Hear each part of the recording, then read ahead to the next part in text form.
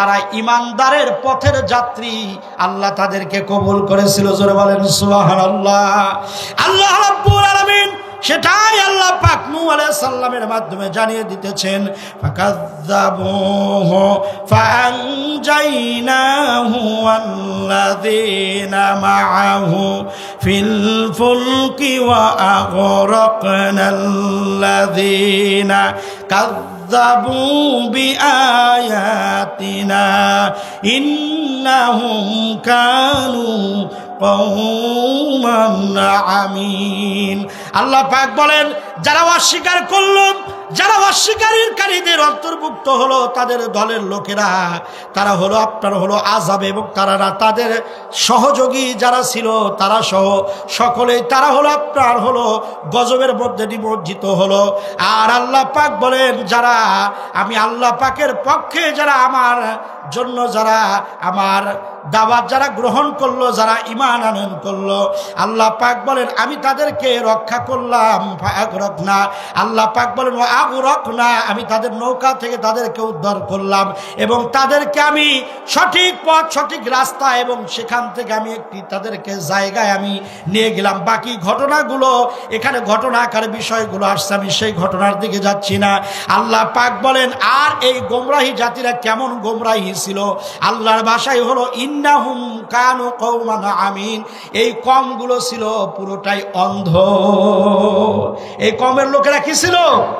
অন্ধ।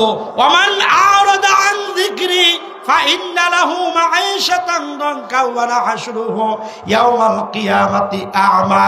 যারা আল্লাহর আইন, যারা আল্লাহর বিধান, আল্লাহর হুকুম যারা মানে না, যারা ব্যক্তিত্ব, মানুষের যারা মনোগড়া কথা, মানুষের যারা নিয়ম কানুন দিয়ে যারা জীবনটা যারা পরিচালনা করে, আল্লাহ পাক বলেন এই সমস্ত মানুষগুলো, এদের জীবনটা শুধু দুনিয়ার অবস্থায় তাদের খারাপ হবে না, সংকীর্ণময় হবে না এদের অবস্থা, এদের জায়গাটাও কবরেও তাদের মাঈশাতান দনকা, আল্লাহ বলেন কবরটাও তাদের জন্য সংকীর্ণময় হবে। ওয়া নাহশুরুহু ইয়াওমাল কিয়ামাতি আ'মা, এবং এই মানুষগুলো কিয়ামতের দিন হাসরের ময়দানে তারা অন্ধ অবস্থায় উঠবে। চোখ থাকবে, কিন্তু যারা চোখ থাকতেও যারা সঠিকটা দেখে না, যারা আপনার ভালো জিনিস শুনেও যারা না শোনার যারা ভান করে, আল্লাহ পাক বলেন এই সমস্ত মানুষগুলো যারা এক কান দিয়ে শোনে আর এক কান দিয়ে যারা বের করে, মাহফিলে যারা সুবহানাল্লাহ আলহামদুলিল্লাহ আল্লাহু আকবার বলে, আর বের হলে পরে যারা সবগুলো বের করে দেয়, আল্লাহ পাক বলেন যারা আসলে বক্তাকে তো কোরআনকে তো ফাঁকি নয়, মূলত তারা নিজেরাই নিজেদের ফাঁকির মধ্যে পড়ে যাইতেছে। জোরে বলেন ঠিক কিনা? আল্লাহ বলেন এই সমস্ত মানুষগুলো কিয়ামতের দিন অন্ধ অবস্থায় উঠবে এবং এই মানুষের অবস্থা ভয়াবহ হবে, খুবই খারাপ অবস্থা হবে। এরা নিজেকে বাঁচানোর মতো কোনো আমল পাবে না, কোনো পথ পাবে না। সুতরাং একমাত্র পথ হলো আল্লাহর কোরআন। জোরে বলেন একমাত্র পথ কি? জোরে বলেন একমাত্র পথ কি? আল্লাহর কোরআন। প্রিয় ভাইরা আমার, সুতরাং আসুন আমরা সেই আল্লাহর বিধানকে, আল্লাহর আইনকে, আল্লাহর এই দিনকে আমরা মেনে নিতে যদি পারি, আপনার আজকের একটি আমানত আপনার কাছে রয়ে গেছে, সেটা হলো আমি বলবো সেই সবচেয়ে বড় একটি আমানতের আপনি খেয়ানত করবেন না। আপনি চোখ আছে দেখেন, কান আছে আপনি শোনেন, মুখ আছে আপনি বলবেন। সুতরাং ভোট হচ্ছে একটি ইবাদত। যারা বলেন ভোট কি? সবাই বলেন ভোট কি? আপনারা কি ভাষা বুঝতেছেন? জোরে বলেন ভোট কি? ভোট হচ্ছে একটি ইবাদত। আপনি চাইলে যেখানে সেখানে আপনি কমেন্ট করতে পারবেন না, যেখানে সেখানে আপনি লাইক পছন্দ করতে পারেন না।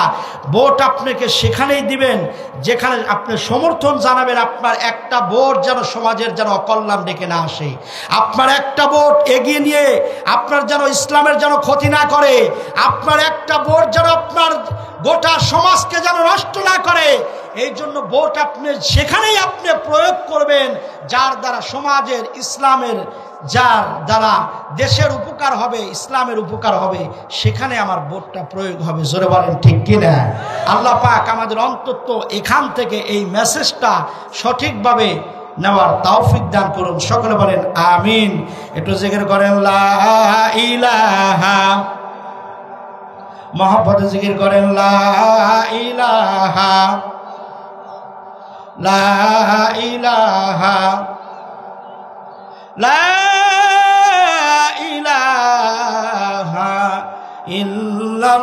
ইল্লাল্লাহু মুহাম্মাদুর রাসূলুল্লাহ সাল্লাল্লাহু আলাইহি সাল্লাম। বন্ধুগণ আমার, ভাইরা আমার, নূহ আলাইহিস সালামের শুরুতেই বলেছিলাম ছেলে কয়টা? জোরে বলেন। ছোট ছেলের নাম কি? মাশাআল্লাহ, ছোট ছেলের নাম কি? কেনান। এখন চিন্তা করলেন সবারই তো ডাকলাম, এখন আর তো ডাকার তো সুযোগ নাই, এখন নিজের ছেলেরা আবার একটু ডাক দিই, দেখি ছেলেকে আবারও না এর মধ্যে আবারও কিস্তিতে আনানো যায় কিনা। পয়গম্বর নূহ আলাইহিস সালাম তার ছেলেকে ডাকা শুরু করলেন। কেউ যেটা দেখে না, কেউ যেটা বোঝে না, সেটা বোঝেন কে? জোরে বলেন, সেটা বোঝে কে?